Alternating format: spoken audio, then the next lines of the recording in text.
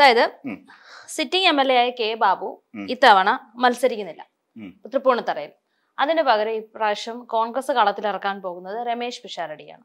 ഈ രമേശ് പിഷാരടിയുടെ പേര് നേരത്തെ ലോക്സഭാ തെരഞ്ഞെടുപ്പ് ഇലക്ഷൻ നടക്കുന്ന സമയത്തും കോൺഗ്രസ് ഒരു ഘട്ടത്തിൽ പൊക്കിപ്പിടിച്ചിരുന്നു. പിന്നീട് അതൊക്കെ മാറി മറിഞ്ഞു. ഇപ്പൊ വീണ്ടും രമേശ് പിഷാരടി എന്നുള്ള പേര് ഇവർ മുന്നോട്ട് വയ്ക്കുന്നുണ്ട്.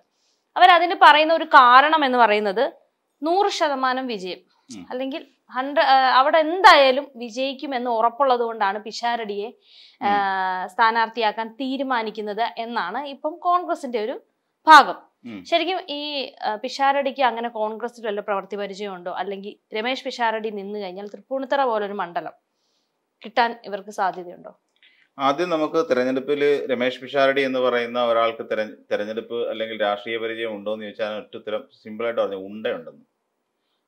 അതിനപ്പുറത്ത് വേറൊന്നും പറയാൻ പറ്റത്തില്ല. രമേശ് പിഷാരടി എന്ന് പറയുന്ന ഒരാള് വേദികളിൽ, ഉമ്മൻചാണ്ടിയുടെ വേദികളിൽ കയറി ഉമ്മൻചാണ്ടി ഇരിക്കുന്ന സമയത്ത് തന്നെ ഉമ്മൻചാണ്ടിയെ അനുകരിച്ചുകൊണ്ട് രാഷ്ട്രീയ പ്രവേശനം ചെയ്ത ഒരാളാണ്. എന്ന് വെച്ചാൽ കോൺഗ്രസിന്റെ വലിയ നേതാവെന്ന് പറയാനൊന്നുമില്ല. ഇപ്പൊ ഈ കെ ബാബുവിനെ സംബന്ധിച്ചെന്ന് പറഞ്ഞാൽ കെ ബാബു 87 മുതൽ ഈ മണ്ഡലത്തിൽ നിൽക്കുന്നതാണ്. പിന്നീട് എനിക്ക് തോന്നുന്നു 2016 മറ്റോ ആണ് അവിടെ M സ്വരാജ് ഇയാളെ കടത്തിവെട്ടുന്നത്. പിന്നീട് അതിനുശേഷം തൃപ്പൂണിത്തുറ മണ്ഡലത്തിൽ 4000 ചില്ലുവാനം വോട്ടൊക്കെ ഉണ്ടായിരുന്നു, 4500 സംതിങ് വോട്ടുകൾക്കാണ്. പിന്നീട് ഇതേ കെ ബാബു വീണ്ടും 2021 തെരഞ്ഞെടുപ്പിൽ മത്സരിക്കുകയും അവിടെ നിന്നുകൊണ്ട് 1000 ചില്ലുവാനം വോട്ടുകൾക്ക് M സ്വരാജിനെ വീണ്ടും പരാജയപ്പെടുത്തുകയും ചെയ്തു. അന്ന് എനിക്ക് തോന്നുന്നു എന്തോ കൃഷ്ണദാസോ അങ്ങനെ എന്തോ തോന്നുന്നു അവിടെ മത്സരിച്ചിരുന്നത്, അതായത് BJPയുടെ സ്ഥാനാർത്ഥിയായിട്ട് മത്സരിച്ചിരുന്നത്. അദ്ദേഹം അതിനുശേഷം പറഞ്ഞൊരു കാര്യമുണ്ട്, ഇനി മേലാൽ BJPയുടെ സ്ഥാനാർത്ഥിയായിട്ട് മത്സരിക്കാൻ വരില്ല എന്ന് പറഞ്ഞിരുന്നു തൃപ്പൂണിത്തുറയിൽ. എന്ന് വെച്ചാൽ തൃപ്പൂണിത്തുറ ഇപ്പോൾ നഗരസഭ നമ്മൾ നോക്കിക്കഴിഞ്ഞാൽ അത് BJPയുടെ കയ്യിലാണ്. അപ്പോൾ പിഷാരടിയെ സംബന്ധിച്ചിടത്തോളം പിഷാരടിക്ക് ഇപ്പോൾ കൊടുക്കുന്നൊരു പ്രാധാന്യം എന്ന് പറഞ്ഞാൽ ധർമ്മയം ബോൾഗാട്ടിയെ ബാലുശ്ശേരി കൊണ്ടുവന്ന് സച്ചിൻ ദേവിനെതിരായിട്ട് മത്സരിപ്പിച്ച് അവിടെ പരാജയപ്പെടുകയും ചെയ്തു. ഈ സിനിമാ താരങ്ങളെ ഇറക്കി ഇതിനു മുമ്പ് ജഗദീഷിനെ മത്സരിപ്പിച്ചു, പത്തനാപുരത്ത് ജഗദീഷിനെ മത്സരിപ്പിച്ചു. ഇപ്പൊ ഇവർ ഈ KB ഗണേഷ് കുമാർ എന്ന് പറയുന്ന ഒരു സ്ഥാനാർത്ഥിക്കെതിരെ, KB ഗണേഷ് കുമാർ എന്ന് പറയുന്നത് സിനിമ ഉണ്ടല്ലേ, ഗണേഷ് എന്നുള്ള പേരിലാണ് അദ്ദേഹം സിനിമയിൽ അറിയപ്പെട്ടുകൊണ്ടിരുന്നത്. ആ ഗണേഷ് കുമാറിനെ അവതരിപ്പിച്ചപ്പോൾ ഇടതുപക്ഷം സ്ഥാനാർത്ഥിയാക്കുമ്പോൾ, അല്ലെങ്കിൽ കേരള കോൺഗ്രസിൽ നിന്നുള്ള അദ്ദേഹത്തെ സ്ഥാനാർത്ഥിയാക്കുന്ന സമയത്ത് ഇവരെല്ലാം വിചാരിച്ചിരുന്നത് എന്താ, സിനിമാടിനെ കൊണ്ട് ഇറക്കി എന്നുള്ളതാണ്. ഇതിനു നമ്മുടെ മുരളി എന്ന് പറയുന്ന നടനാണ് ഇടതുപക്ഷത്തിന് വേണ്ടി മത്സരിച്ച് ആലപ്പുഴ മണ്ഡലത്തിൽ നിന്ന് ജനവിധി നേടിയത്. അപ്പോൾ അങ്ങനെ പല ഘട്ടങ്ങളിലും ഈ ചലച്ചിത്ര താരങ്ങൾ രാഷ്ട്രീയത്തിലേക്ക് ഇറങ്ങുന്ന ഒരു പതിവുണ്ട്. അപ്പോൾ എന്തോ മമ്മൂട്ടി മോഹൻലാലും ഒക്കെ മാത്രമേ ഉള്ളെന്ന് തോന്നുന്നു ഇങ്ങനെ രാഷ്ട്രീയ ഇതിലേക്ക് ഇറങ്ങാത്തത്. ഇപ്പൊ നമ്മൾ നോക്കിയ പൂജപ്പുര രാധാകൃഷ്ണൻ കേരള കോൺഗ്രസ് B, അതായത് ഇദ്ദേഹത്തിന്റെ പാർട്ടിയുടെ കൗൺസിലറായിട്ട് മത്സരിച്ചാണ്. കേരള കോൺഗ്രസ് Bയുടെ, അതായത് ഗണേഷ് കുമാറിന്റെ പാർട്ടിയിൽ തിരുവനന്തപുരത്ത് നഗരസഭാ തെരഞ്ഞെടുപ്പ് മത്സരിച്ചാണ്.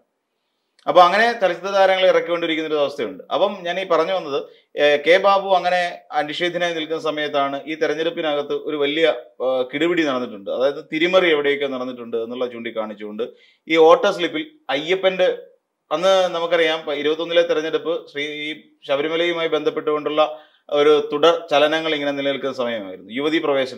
യുവതി പ്രവേശനത്തിൽ സർക്കാർ യുവതികളെ അവിടെ കൊണ്ടുവന്ന് രഹന ഫാത്തിമ, നമ്മുടെ NK പ്രേമേന്ദ്രൻ പറഞ്ഞു, രഹന ഫാത്തിമയും ബിന്ദു അമ്മിണിയൊക്കെ പൊറോട്ടയും ബീഫും കൊടുത്തുകൊണ്ടുവന്ന് ശബരിമലയിൽ 18ാം പടി ചവിട്ടിച്ചു. ഇവരുടെ ഇരുമുടി കെട്ടിനകത്ത് സാനിറ്ററി പാഡ് ഉണ്ടായിരുന്നു എന്നൊക്കെ തുടങ്ങിയ വളരെ വിവരക്കേടുകൾ വിളിച്ചു പറഞ്ഞുകൊണ്ട് ക്യാമ്പയിൻ നടത്തിയ ഒരു പാർട്ടിയായിരുന്നു UDFും അതെ BJPയും അതെ. അപ്പൊ നമ്മള് തൃപ്പൂണിത്തുറയെ പരിശോധിക്കുകയാണെങ്കിൽ തൃപ്പൂണിത്തുറയിൽ വോട്ടർ സ്ലിപ്പിൽ ശബരിമല അയ്യപ്പന്റെ പടം വെച്ചിട്ടാണ് വിതരണം ചെയ്തത്. UDF എന്തിനാണ്? മതേതര പാർട്ടിയെ UDFന് തെരഞ്ഞെടുപ്പ് വിജയിക്കണമെന്നുണ്ടെങ്കിൽ ശബരിമല അയ്യപ്പൻ വേണം. മതേതര പാർട്ടിയാണെന്ന് ആഴിക്ക് നാപ്പോട്ടം വിളിച്ചു പറയല്ലേ. ഇപ്പൊ എന്താ ന്യൂനപക്ഷ പ്രീണനം, ന്യൂനപക്ഷ പ്രീണനം നടത്തിക്കൊണ്ടിരിക്കുന്നത്. കാര്യം ന്യൂനപക്ഷ പ്രീണനം നടത്താനുള്ള പ്രധാനപ്പെട്ട കാരണം ഇടതുപക്ഷക്കാര് ന്യൂനപക്ഷ വിരോധികളാണ് എന്ന് വരുത്തി തീർക്കുക എന്നുള്ളതാണ്. കാര്യം അവർ വേറൊന്നും സംഘടിപ്പിച്ചില്ല, ശബരിമല ആഗോള അയ്യപ്പ സംഘം മാത്രമേ അവർ സംഘടിപ്പിച്ചിട്ടുള്ളൂ. അപ്പൊ അങ്ങനെ നോക്കിക്കഴിഞ്ഞാൽ ഇവരെ സംബന്ധിച്ചിടത്തോളം, അതായത് LDFനെ സംബന്ധിച്ചിടത്തോളം അവര് ഭൂരിപക്ഷ വർഗീയതയെ പ്രോത്സാഹിപ്പിക്കുന്നവരും ന്യൂനപക്ഷ വർഗീയതയ്ക്ക് അല്ലെങ്കിൽ ന്യൂനപക്ഷത്തിന് എതിരുമാണ്. ഇങ്ങനെ ഒരു നരേറ്റീവ് പൊതുവിൽ ഇങ്ങനെ സൃഷ്ടിച്ചു വെക്കുക എന്നുള്ളതാണ്. അപ്പൊ നമ്മൾ പരിശോധിക്കുകയാണെങ്കിൽ അവിടെ ഇറങ്ങുന്ന സ്ഥാനാർത്ഥി രമേശ് പിഷാരടി നമ്മൾ പരിശോധിച്ചു കഴിഞ്ഞാൽ അദ്ദേഹം അല്പം ഒരു വരേണ്യ വർഗത്തിൽപ്പെട്ട ഒരാളാണ്. അദ്ദേഹത്തിനെ കാണുമ്പോഴും നമുക്ക് ആ ഒരു ലുക്കൊക്കെ ഫീൽ ചെയ്യുമല്ലോ. പിഷാരടി എന്ന് പറയുന്ന ഒരു ഇത് വരുന്ന ഒരാളാണല്ലോ, അദ്ദേഹത്തെ അവിടെ കൊണ്ട് മത്സരിപ്പിക്കുന്നു. ഇത് എങ്ങനെയാണ് വർക്ക് ചെയ്യുന്നത് വെച്ചാൽ അവിടെ BJP സ്ഥാനാർത്ഥി എന്ന് കഴിഞ്ഞാൽ വലിയ പാടായിരിക്കും. എന്തുകൊണ്ടെന്നാൽ അവിടെ BJP-യിൽ ഏത് സ്ഥാനാർത്ഥിയായിരിക്കും മിക്കവാറും കൃഷ്ണദാസിനെ പോലുള്ള പാവപ്പെട്ടവന്മാരായിരിക്കും അവിടെ ഗുണനിർത്തുന്നത്. അവിടെ നിന്ന് കഴിയുമ്പോൾ ഉണ്ടാകുന്ന പ്രധാനപ്പെട്ട പ്രശ്നം എന്ന് വെച്ചാൽ ഈ വോട്ടുകളെല്ലാം കൂടി പിഷാരടിയിലേക്ക് മറിയും. ഇത് തന്നെയാണ് തൃപ്പൂണിത്തുറ എന്ന് പറയുന്ന മണ്ഡലത്തിൽ നിന്നും കോൺഗ്രസ് പ്രതീക്ഷിക്കുന്നത്. അതിനുവേണ്ടി തന്നെ പിഷാരടിയെ അവിടെ പരീക്ഷിക്കുകയാണ്. പിഷാരടിക്ക് ഇതിനു മുമ്പ് ഏതെങ്കിലും തെരഞ്ഞെടുപ്പിൽ മത്സരിച്ചിട്ടോ അല്ലെങ്കിൽ കോൺഗ്രസിന്റെ ഒരു സജീവ പ്രവർത്തകനായിട്ടോ ഏതെങ്കിലും ഒരു സമരമുഖത്ത് പോയി നല്ല 2 വീക്ക് കൊള്ളുകയോ ഒന്നും ചെയ്തിട്ടില്ല. അക്കണക്കിന് നമ്മൾ നോക്കിക്കഴിഞ്ഞാൽ കേരളത്തിൽ വേറെ യൂത്ത് കോൺഗ്രസിൽപ്പെട്ട എത്രയോ ചെറുപ്പക്കാരുണ്ട്, നല്ല അടി മേടിച്ചവര്, ജയിലിൽ കിടന്നവര്, പെണ്ണ് പിടിച്ചവന്മാര്, അങ്ങനെയുള്ള. അതുകൊണ്ട് ഇത് പറയുമ്പോ എല്ലാം പറയണമല്ലോ. പെണ്ണ് പിടിച്ചവന്മാര്, ഫണ്ട് മുക്കിയവന്മാര്, ഇങ്ങനെ തുടങ്ങി ഒരുപാട് ആൾക്കാർ കോൺഗ്രസിനകത്തുണ്ട്. സ്വന്തം അടി കൊണ്ട് വീണ് കിടക്കുന്ന അവരെ സഹായിക്കാനാന്ന് പറഞ്ഞിട്ട് പണപ്പിരിവ് നടത്തി ആ പണം എടുത്ത് പുട്ടടിക്കുന്ന ബിരുദന്മാരും ഈ പറയുന്ന കോൺഗ്രസ് പാർട്ടിക്കകത്ത്, യൂത്ത് കോൺഗ്രസിനകത്തുണ്ട്. അവരെയൊക്കെ പരീക്ഷിച്ചൂടെ? പിഷാരടി എന്ന് പറയുന്ന ഒരാള് പിന്നെ ജനകീയനാണോ? അദ്ദേഹത്തിന്റെ കോമഡി കേൾക്കാൻ ആള് കാണുമോ? അല്ല, എന്തുകൊണ്ടാണ് ഈ പറയുന്ന തെരഞ്ഞെടുപ്പ് സമയങ്ങളിലെല്ലാം പിഷാരടി എന്ന് പറയുന്ന പേര് ഉയർന്നു വരുന്നത്? ശരിക്കും പിഷാരടി എന്നൊരു പേര് ഉയർന്നു വരാനുള്ള പ്രധാനപ്പെട്ട കാരണം സിനിമാ താരം, പിന്നെ ഒരു ക്രൗഡ് പുള്ളറാണ്. അതായത് പിഷാരടിയുടെ കോമഡി എന്ന് പറയുന്ന സാധനം എല്ലാ ജനങ്ങൾക്കും ഇഷ്ടമാണ്. അപ്പൊ ഇത് ഇങ്ങനെ ഏതെങ്കിലും ഒരു വേദിയിലേക്ക് പങ്കെടുക്കുമ്പോൾ അവിടെ വന്നു കൂടുന്ന ആളുകളെല്ലാം ഇങ്ങനെ വോട്ട് ചെയ്യും എന്നുള്ള ഒരു ധാരണ ഈ കോൺഗ്രസ്സുകാർക്കുണ്ട്. അത് തെറ്റായ ധാരണയാണ്. ഈ പിഷാരടിയുടെ കോമഡി കേട്ട് ആസ്വദിക്കുന്നവർക്ക് എല്ലാവർക്കും പിഷാരടിയോട് ഒരു രാഷ്ട്രീയ പ്രവർത്തനം എന്നുള്ളതിൽ ഇതുണ്ടോ, സ്വാധീനമുണ്ടോ? അല്ലെങ്കിൽ ഇതേ കോമഡി നിയമസഭയിൽ പോയി എന്ന് പറയുന്നതുകൊണ്ട് എന്തെങ്കിലും പ്രയോജനമുണ്ടോ? ഇല്ല. അങ്ങനെ എന്ത് പ്രയോജനമാണ്? കോമഡി പറയാനാണോ നിയമസഭയുള്ളത്? ഇപ്പൊ ആവശ്യത്തിന് VD സതീശൻ കഴിഞ്ഞ സമ്മേളനങ്ങളിലൊക്കെ ആവശ്യത്തിന് കോമഡി സതീശനും കൂട്ടരും ഒക്കെ അടിച്ചിട്ടുണ്ടല്ലോ. അപ്പൊ ഈ പിഷാരടിയെ കൊണ്ടുവരുമ്പോൾ ഇപ്പൊ ഏതാണ്ട് തീരുമാനത്തിലായിട്ടുണ്ട് സ്ഥാനാർത്ഥിയാണ് എന്നുള്ള കാര്യം. അപ്പൊ ഈ പറയുന്ന ഇപ്പൊ ചേട്ടൻ പറഞ്ഞ പോലെ ഈ അടിയും ഇടിയും തൊഴിയും കൊള്ളുന്ന കുറെ അണികളുണ്ടല്ലോ, പിന്നിൽ കിടക്കുന്ന അണികളും യൂത്ത് കോൺഗ്രസിലെ പിള്ളേരും ഒക്കെ ഉണ്ടല്ലോ, അവർക്കൊന്നും ഇതിൽ പ്രശ്നമില്ലേ? അല്ലെ അവരൊന്നും ഇതിനകത്ത് പ്രശ്നം ഉണ്ടാക്കിയിട്ട് എന്ത് ചെയ്യാനാ?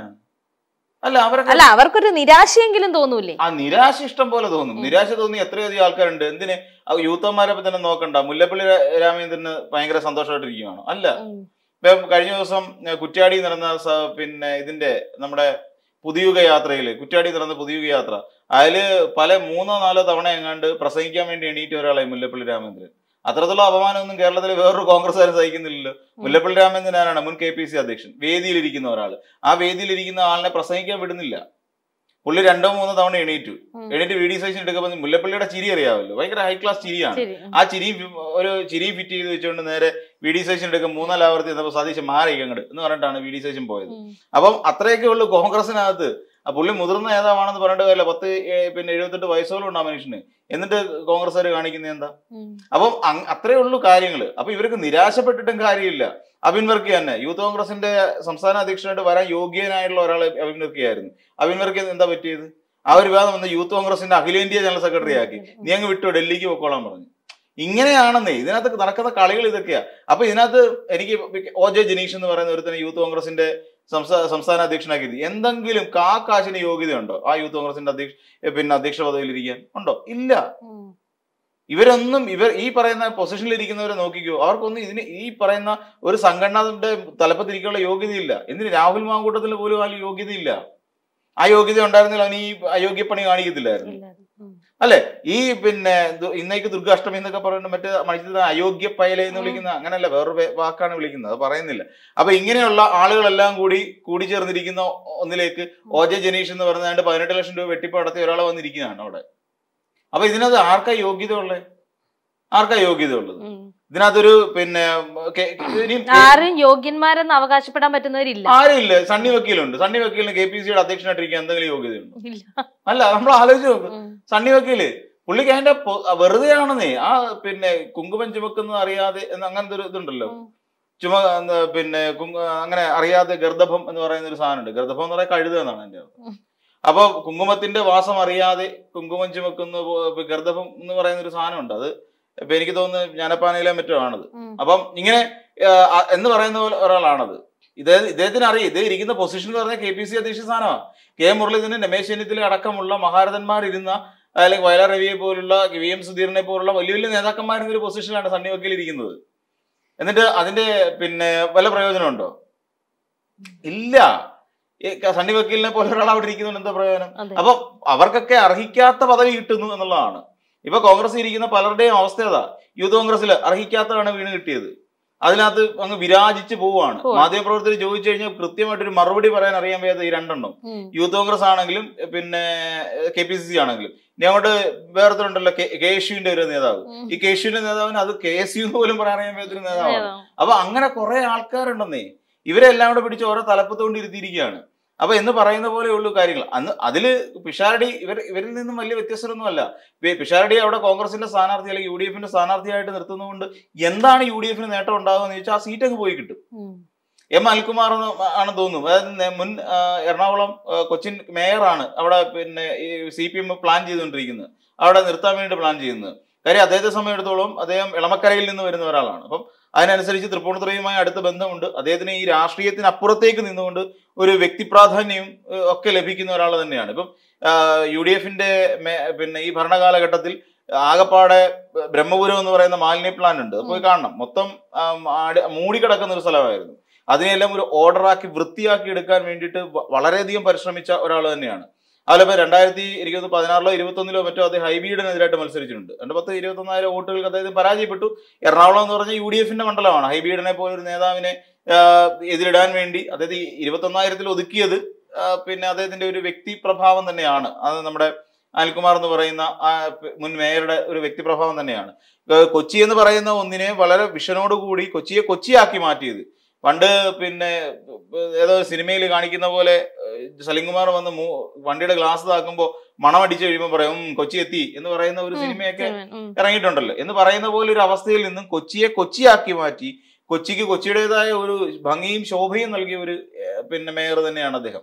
അപ്പൊ അങ്ങനെയുള്ള ആളാണ് പിന്നെ ഈ പറയുന്ന പിഷാരടിക്കെതിരായി മത്സരിക്കാൻ വരുന്നത്. അപ്പൊ കോമഡി യേശു വികസന യേശു എന്നുള്ള കാര്യമാണ് തൃപ്പൂണിത്തുറയിലുള്ള ആൾക്കാർ ചിന്തിക്കേണ്ടത്.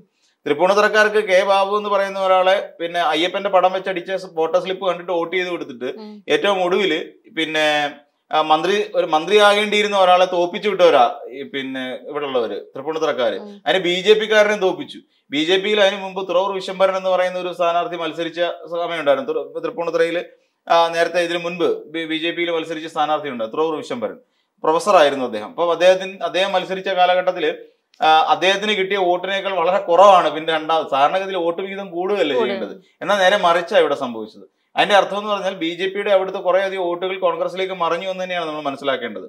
അപ്പൊ അങ്ങനെ വന്നപ്പോൾ അദ്ദേഹത്തിന് വോട്ട് കുറഞ്ഞു. അതുകൊണ്ട് പറഞ്ഞു ഇനി മേലെ ഞാൻ ഈ പണിക്ക് നിൽക്കത്തില്ല. കാര്യം എന്താ, BJP-യിലെ സ്ഥാനാർത്ഥി പോലും അറിഞ്ഞില്ല അവിടെ BJP-ക്കാർ കോൺഗ്രസിന് വോട്ട് മറിച്ചത്. ഇതൊക്കെയാണ് അവിടുത്തെ ഒരു വോട്ടിംഗ് തന്ത്രം. അതുകൊണ്ട് പിഷാരടി കുറച്ച് തൊലിവെളുപ്പുള്ള ഒരു വരേണ്യ വർഗത്തിൽപ്പെട്ട ഉന്നത കുല ജാതനും ഒക്കെ ആയതുകൊണ്ട് ഈ BJP-യുടെ കുറച്ച് വോട്ടും കൂടി കഴിഞ്ഞ തവണ പിടിച്ചതുപോലെ ഇത്തവണ കൊണ്ടിടാം എന്ന് വിചാരിച്ചാണ് ഈ K. ബാബു നടക്കുന്നുണ്ട്. കാര്യം ഉന്നത കുല ജാതന്മാർക്ക് വോട്ട് കിട്ടുന്ന സമയം ഇത്. അപ്പൊ നമ്മൾ പണ്ടത്തെ പോലല്ല. സുരേഷ് ഗോപി എന്താ ചോദിച്ചു, കോൺഗ്രസ്സുകാർക്ക് ഉന്നത കുല ജാതന്മാരെ കണ്ടു കഴിഞ്ഞാൽ കണ്ണു മഞ്ഞളിച്ചു പോകും. അതുകൊണ്ടല്ലേ കോൺഗ്രസ്സുകാർ തൃശ്ശൂരിൽ ഉന്നത കുല ജാതനായ സുരേഷ് ഗോപി അങ്ങ് ജയിപ്പിച്ചു വിട്ടത്. അപ്പൊ എന്ന് പറയുന്ന പോലെയാണ് ഇവിടെയും അങ്ങനെ തൃപ്പൂണിത്തുറ മണ്ഡലത്തിലും ഇത്തരത്തിലൊരു കളി നമുക്ക് നടക്കും എന്ന് തന്നെ പ്രതീക്ഷിക്കാം. അതായത് പിഷാരടിക്ക് രാഷ്ട്രീയ പശ്ചാത്തലം ഒന്നും ഇല്ലെങ്കിൽ തന്നെയും രാഷ്ട്രീയമായ അറിവുണ്ടായിരിക്കും. എന്ന് വെച്ചാൽ പത്രം വായിക്കുന്നവർക്ക് എല്ലാവർക്കും രാഷ്ട്രീയത്തിൽ അല്പസ്വല്പം അറിവുകൾ ഉണ്ടായിരിക്കും. ആ അറിവുകളൊക്കെ വെച്ചിട്ടാണ് പിഷാരടി ഇപ്പൊ കളത്തിൽ ഇറങ്ങുന്നത്. പിന്നെ ക്രൗഡ് പുള്ളർ ആയിരിക്കും. ഒരു സിനിമാ നടൻ വരുമ്പോ CPM-കാര് പോലും അവിടെ പോയി നിൽക്കും. കാര്യം അതിലുള്ള കുറെ ആൾക്കാരുണ്ടല്ലോ സിനിമാ നടൻ വന്നിരിക്കുന്നു എന്ന് പറയുന്ന ഒരു സാധനം. പിന്നെ തന്നെയല്ല പിഷാരടി ഭയങ്കര കൊമേഡിയനും അല്ലേ. അപ്പൊ അതൊക്കെ കണ്ടിട്ട് ആൾക്കാർ കൂടും. അതൊക്കെ കണ്ടിട്ട് ഇതെല്ലാം വോട്ടായി മാറുമെന്ന് വിചാരിച്ചിട്ട് കാര്യമൊന്നുമില്ല. അപ്പോൾ അങ്ങനെ ചിന്തിക്കുന്ന തലത്തിലേക്കാണ് നമ്മൾ പോയിക്കൊണ്ടിരിക്കുന്നത്. മിക്കവാറും നമ്മൾ ആലോചിക്കേണ്ട ഒരു കാര്യം, ഇവിടെ ഇപ്പോ ഈ പറയുന്ന പിഷാരടിക്ക് ഈ ഓപ്പോസിറ്റ് ആയിട്ട് വരുന്ന ഒരാൾ ഈ പറയുന്ന അനിൽകുമാർ ആണെങ്കിൽ പിഷാരടി കുറച്ച് വെള്ളം കുടിക്കേണ്ടി വരും. കുറച്ചല്ല, കാര്യമായ വെള്ളം കുടിക്കേണ്ടി വരും. കാര്യം അത്ര നല്ലൊരു സ്ഥാനാർത്ഥി തന്നെയാണ്. ജയിക്കുമെന്ന് ഉറപ്പില്ല. ജയിക്കുമെന്ന് എങ്ങനെ 100% ഉറപ്പ് പറയാൻ പറ്റുമോ ആ സീറ്റിൽ? അല്ല, ഒരു 50% പോലും ചാൻസ് ഇല്ല. ചാൻസ് 50 ഒന്നും പറയാനില്ല, ഒരു 30%. അതിനപ്പുറത്തേക്കൊന്നും പിഷാരടിയുടെ വിജയസാധ്യത ഒന്നും അവിടെ തൃപ്പൂണിത്തുറയെ പറയാൻ പറ്റില്ല. കാരണം തൃപ്പൂണിത്തുറക്കിലെ ഈ പൊളിറ്റിക്കലായിട്ടുള്ള ഒരു ഗെയിം നടന്നില്ല എന്നുണ്ടെങ്കിൽ, ഈ പാർട്ടി BJP-യുടെ വോട്ടുകൾ കോൺഗ്രസിലേക്ക് മറിഞ്ഞില്ല എന്നുണ്ടെങ്കിൽ സാധ്യത ഈ പറയുന്ന അനിൽകുമാറിന് തന്നെയാണ്. കാര്യം പൊളിറ്റിക്കൽ വോട്ട് എന്ന് പറയുന്ന ഒരു സിസ്റ്റം എപ്പോഴും ഉണ്ടാവും. അത് ഈ രാഷ്ട്രീയ വോട്ടുകൾ ഒരിക്കലും ഒരിടത്തെയും മാറത്തില്ല എന്നുള്ളതാണ് യാഥാർത്ഥ്യം. അപ്പോൾ ആ രാഷ്ട്രീയ വോട്ടുകൾ നിലനിൽക്കുന്ന ഒരു സാഹചര്യം ഇപ്പോഴുണ്ട്. അപ്പോൾ അത്തരം സാഹചര്യങ്ങൾ കൂടി പരിശോധിച്ചിട്ടായിരിക്കും ഈ രീതിയിൽ ഇനിയൊരു സ്ഥാനാർത്ഥി അവിടെ നിർത്തണോ. K. ബാബു ഒക്കെ നിന്ന് താഴമ്പെടുത്ത് പോയി. അദ്ദേഹത്തിന് ഇപ്പോൾ പറയുന്നത് എന്താണെന്ന് പോലും അദ്ദേഹത്തിന് ബോധമില്ല. ബാർക്കോഴ കേസിലൊക്കെ പ്രതിയായി നിൽക്കുന്ന ഒരാൾ തന്നെ ആയിരുന്നു, പ്രതിസ്ഥാനത്തൊക്കെ ഉണ്ടായിരുന്ന ആൾ തന്നെയാണ് ഈ പറയുന്ന K. ബാബു എന്ന് പറയുന്നത്. അപ്പം ഇത്തവണ തൃപ്പൂണിത്തുറക്കാർ മറിച്ച് ചിന്തിക്കാനാണ് സാധ്യത. ഇനിയിപ്പം UDF അധികാരത്തിൽ വരുമോ എന്നുള്ള കാര്യത്തിൽ പോലും ഈ പറഞ്ഞ 50-50 ചാൻസ് പോലും ഇല്ലാത്തൊരു സാഹചര്യം ഇപ്പം UDFന്റെ കാര്യത്തിൽ പോലും ഉള്ളത്. അപ്പൊ ഇങ്ങനെ ഒരാളെ വിജയിപ്പിക്കുന്നുണ്ട് എന്തെങ്കിലും പ്രയോജനം അവർക്ക് കിട്ടുമോ എന്നുള്ള കാര്യം തൃപ്പൂണിത്തുറക്കാർ തീരുമാനിക്കേണ്ട കാര്യമാണ്. പക്ഷെ നിലവിലത്തെ സാഹചര്യം ഒരു 25-30 അതിനപ്പുറത്തേക്ക് ഒരു വിജയ സാധ്യത രമേശ് പിഷാരടിക്ക് പറയാനില്ല.